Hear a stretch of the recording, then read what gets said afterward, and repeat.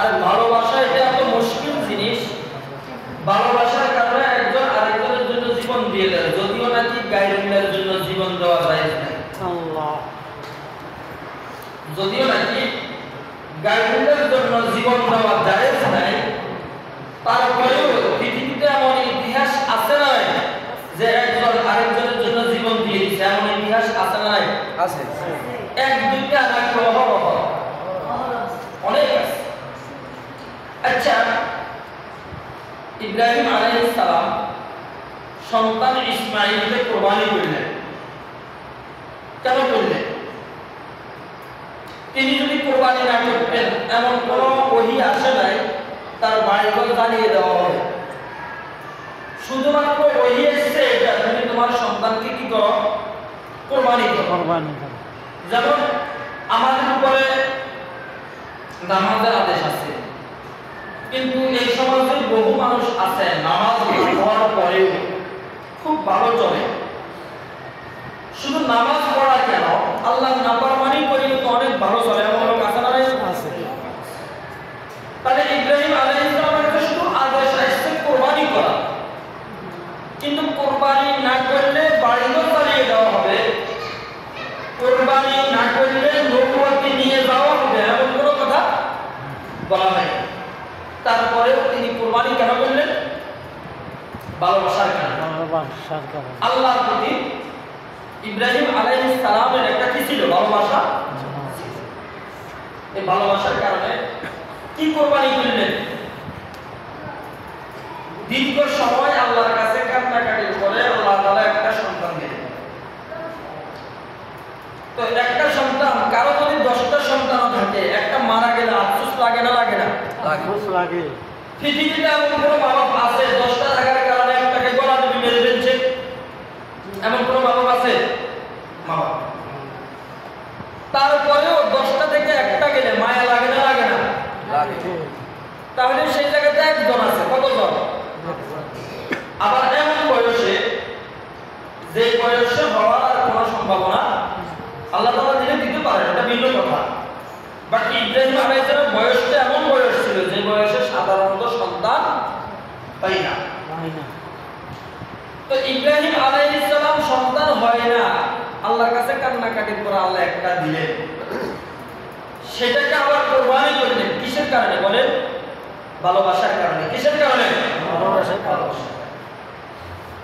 তো ইব্রাহিম আলাইহিস সালাম তো আল্লাহর ভালোবাসায় কুরবানি দিলেন, কিন্তু পৃথিবীতে এমন হাজারো কুরবানি আছে এক মেয়ে আরেক ছেলের জন্য, ছেলে মেয়ের জন্য নিজের জীবন দেয় কি দেয় না? দেয়। শুধু কিসের কারণে?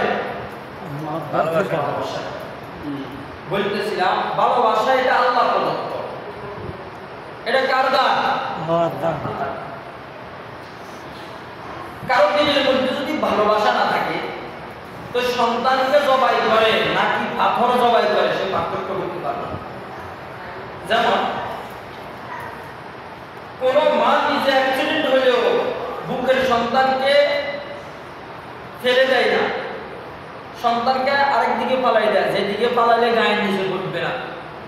একেবারে তাজা ঘটনা, সর্বোচ্চ 15 থেকে 20 দিন হয়েছে আমাদের নোয়াখালী ঘটনা। মা অ্যাক্সিডেন্ট হয়েছে, সন্তান পড়েছিল, মা মারা গেছে জায়গাতে, সন্তানকে পাশের দিকে ফেলাই গেছে। মা নিশ্চিত হয়ে গেছে আমি এখন মারা যাবো। মরে যাওয়ার পরে সন্তানটা দুনিয়াতে থাকলে কি হবে, কি খাইবে, এই চিন্তা ছিল না, শুধু তার জীবনটা বাঁচাইছি, বাকিটা পরে দেখা যাবে। মা মরে যাওয়া এমন সময় সন্তানকে দুনিয়াতে রাখতে চান, এটা কিসের কারণে বলেন? ভালোবাসা। ইন্নাল্লাযীনা আমানু ওয়া আমিলুস সালিহাতি সায়াজআলু লাহুমুর রাহমানু উদ্দা। আল্লাহ রাব্বুল আলামিন কুরআনুল কারীমের মধ্যে বলেন ইন্নাল্লাযীনা আমানু ওয়া আমিলুস সালিহাতি সায়াজআলু লাহুমুর রাহমানু উদ্দা। কোন মানুষ যদি আমার রাস্তায় সিজদা করে, আমার কদমে সিজদা করে, আমার রাস্তায় দান করে, এতিমের মাথায় হাত বুলিয়ে দেয়, বিধবা মহিলার কাপড়ের ব্যবস্থা করে দেয়, খাবারের ব্যবস্থা করে দেয়, একজন মুমূর্ষু রোগীকে কিছু সহযোগিতা করে, কোন লোক মারা গেলে কাফন দাফনের ব্যবস্থা করে, গভীর রাতে উঠে আমি মাওলা পাকের জিকির করে, তাসবিহ তেলাওয়াত করে, কোরআন তেলাওয়াত করে। এই ইবাদতের কারণে আমি আল্লাহ তাআলা তার জন্য মানুষের মনের মধ্যে ভালোবাসা সৃষ্টি করে দিয়েছি। সুবহানাল্লাহ, সুবহানাল্লাহ। সে সিজদা করলো আল্লাহকে, দান করলো গরীবকে, দান করলো মাদ্রাসায়, দান করলো এতিম অসহায় বিধবা মহিলাকে। দান করার বিনিময়ে তো জান্নাত আছে, সিজদার কারণে তো জান্নাত আছে, হাউজে কাউসার আছে। তারপরেও দুনিয়াতে নগদ লাভ, সেটা হলো আল্লাহ তাআলা সায়াজালু লাহুর রহমানু বুদ্দা। আল্লাহ তাআলা তার বিষয়ে তার জন্য অন্যের অন্তরের মধ্যে ভালোবাসা দিয়ে দেয়। কি দিয়ে দেয়? যেমন দেখবেন লোকটা বাইরে দূরে, খুব দূরে, নাটক আমাদের এলাকার মুসাফির চেহারার দিকে দেখতে নামাজি নামাজি দেখা যায়, মুখের দিকে তাকাইলে যেন কি একটা বলে সুবহানাল্লাহ আলহামদুলিল্লাহ। লেবাস পোশাকও ভালো দেখা যায়, চেহারার দিকে দেখলে নামাজি বোঝা যায়, মুখের দিকে তাকাইলে জিকিরকারী বোঝা যায়।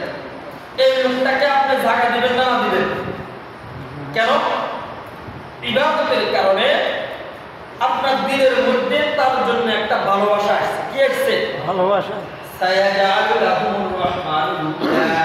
আপনি তার আইডি কার্ডও চান না, ফটোও নেন না, জন্ম নিবন্ধনও চান না, শিক্ষা যোগ্যতার কোনো সার্টিফিকেট চান না, শুধু এতটুকু চেহারার দিকে তাকায়, চেহারা একটু মায়া লাগছে। কি লাগছে? চেহারা কি বলে? লাগে যে লোকটা নামাজি। মুখের দিকে তাকাইছে, লাগে যে জিকির করে। লেবাস পোশাকের দিকে তাকাইছে না, সুস্থর মনে হয় না। এখন আপনার দিলের মধ্যে তার জন্য একটা ভালোবাসা আসছে। ঘরের মধ্যে খাবার দাবার নিজেও পারিবারিক স্বাভাবিক তরকারি আছিল, তারপরও লোকটা যখন আসি থাকার জন্য একটু আশ্রয় চাইল, আপনি শুধু থাকার ব্যবস্থা করেন না, খাবারের ব্যবস্থা করেন। স্বাভাবিক খাবার হয় নাকি তুলনামূলক একটু ভালো হয়? বাড়ি কোথায়? অনেক দূরে, তার ব্যক্তিগত কোনো পরিচয় আপনার কাছে নেই, পারিবারিক ব্যাপার তার কোনো অ্যাড্রেস আপনি জানেন না, শুধু দিলের মধ্যে একটু মায়া লাগছে। কি লাগছে? মায়া লাগছে। এই মায়াটা সৃষ্টি করে দিছে কে? আল্লাহ।